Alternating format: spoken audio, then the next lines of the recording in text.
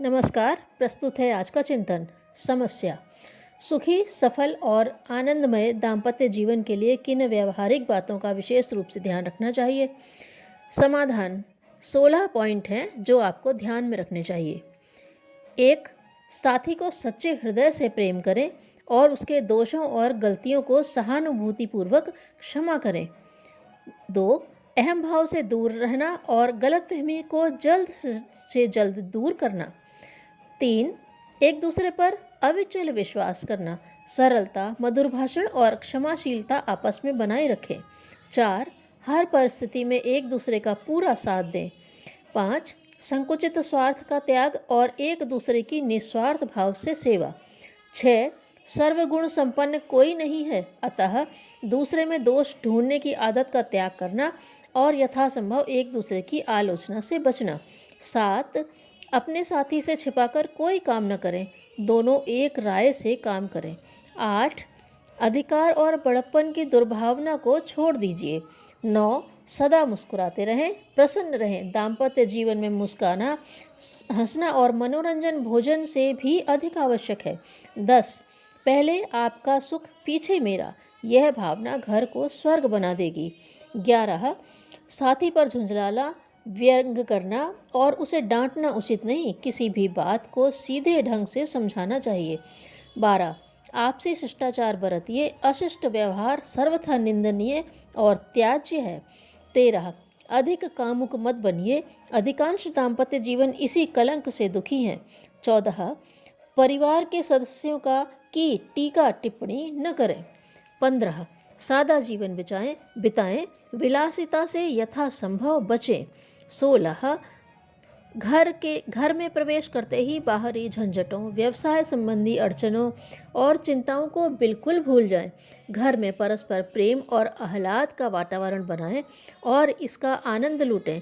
इस प्रकार जो दंपति अपने जीवन में इन व्यावहारिक सूत्रों को उतारने का प्रयत्न करेगा, वह अपने जीवन को अवश्य आनंदमय बना लेगा। पुस्तक सफल दाम्पत्य जीवन के मौलिक सिद्धांत से उद्धृत। समस्या। मैत्री संबंध को दृढ़ और स्थायी बनाने के लिए विशेष रूप से किन बातों का ध्यान रखना चाहिए।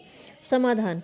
मित्रता को स्थिर रखने का पूर्ण आधार है मित्र के सद्गुणों की खोज करना, उन्हें प्रोत्साहन देना, एक दूसरे के सद्गुणों को ढूंढना, उनकी प्रशंसा करना ऐसा गुण है जिससे दूसरों का विश्वास प्राप्त होता है। सबसे अधिक और व्यापक रूप से लोकप्रियता प्राप्त करने वाले वे ही व्यक्ति होते हैं जो दूसरों में अच्छी बातें देखते और उन्हें प्रोत्साहन देने की कला जानते हैं। इससे न केवल मित्रता ही जीवित रहती है, वरन मनुष्य को जीवन में उन्नति पथ पर आगे बढ़ने में भी सहायता मिलती है। मित्र के संबंध में दूसरी महत्वपूर्ण बात है, एक दूसरे के मतभेदों को मैत्री संबंधों के बीच उत्पन्न नहीं होने देना चाहिए। समस्त विश्व और मानव प्रकृति अनंत रहस्यों से भरी पड़ी है। प्रत्येक व्यक्ति के अपने विश्वास होते हैं, अपना अपना दृष्टिकोण। दो व्यक्तियों में चाहे वे कितने ही अभिन्न हो, किसी भी विषय पर मतभेद हो सकता है। इस तरह के व्यक्तिगत मतभेदों को मित्रता के प्रसंग से दूर रखना चाहिए। कदाचित किसी भूल या गलतफहमी से कोई संशय शंका पैदा हो भी जाए तो उसे जल्दी ही मिलकर अपना मंतव्य बताकर दूर कर देना चाहिए, अन्यथा वर्षों से चली आई मित्रता क्षण भर में नष्ट हो जाती है। मित्रता के संबंध में मन चाहे व्यवहार की गुंजाइश नहीं है। ऐसी स्थिति में तो सदाचार, शिष्टाचार का और भी विशेष ध्यान रखना चाहिए।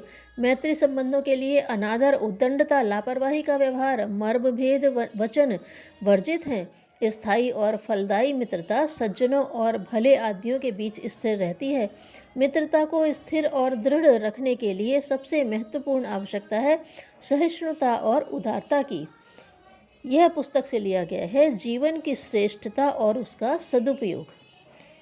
पृष्ठ 133, 134, 135। समस्या। संसार में दुख, कलह, क्लेश आदि का क्या कारण है और इनका अंत किस प्रकार किया जा सकता है। समाधान। दुनिया को एक ही दुख है, अज्ञान। उसे सुखी बनाने का एक ही उपाय है, ज्ञान प्रसार। संसार में सद्ज्ञान का प्रसार हुए बिना कलह, पाप, दुराचार, हत्या, चोरी, अशांति आदि का अंत नहीं हो सकता। यदि आप चाहते हैं कि संसार की सच्ची सेवा हो, सच्चा उपकार, स्थायी रूप से दुखों का निवारण हो, तो ज्ञान का अमृत बांटिए, विवेक का दान दीजिए। आप अपने अंदर ज्ञान की किरणें आकर्षित करिए और उन्हें दूसरों को बांटने में उद्यत हो जाइए। अक्षर ज्ञान एवं पोथी की विद्या बहुत दिनों में आती है, उसको समझने समझाने के लिए हजारों स्कूल कॉलेज खुलते जा रहे हैं।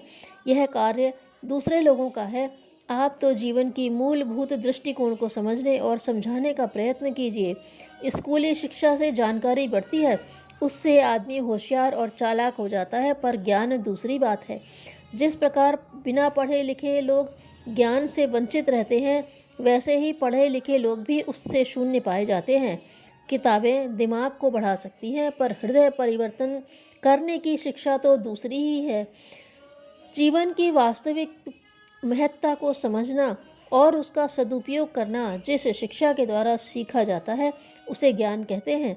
ज्ञान देने वाले और लेने वाले के लिए यह आवश्यक नहीं कि वे अमुक कक्षा तक पढ़े लिखे ही हों। जिनका अंतःकरण स्पष्ट है, वे गुरु शिष्य बिल्कुल अशिक्षित होते हुए भी ज्ञान को सिखा सकते हैं और सीख सकते हैं। आप ब्राह्मणत्व की सहायता कीजिए और पापों से जलती हुई मनुष्यता को ज्ञान का अमृत पिलाइए। ईश्वर की पूजा देश जाति की सेवा में है। उसे सुखी बनाने का एकमात्र उपाय ज्ञान प्रसार है। अभाव और अन्याय के दुख भी ज्ञान से ही दूर हो सकते हैं। सर्वतोभावेन आप ज्ञान प्रसार में जुट जाइए, इसी में सच्चा कल्याण है। विचारों की एकता और संगठन से एक प्रचंड शक्ति उत्पन्न होती है।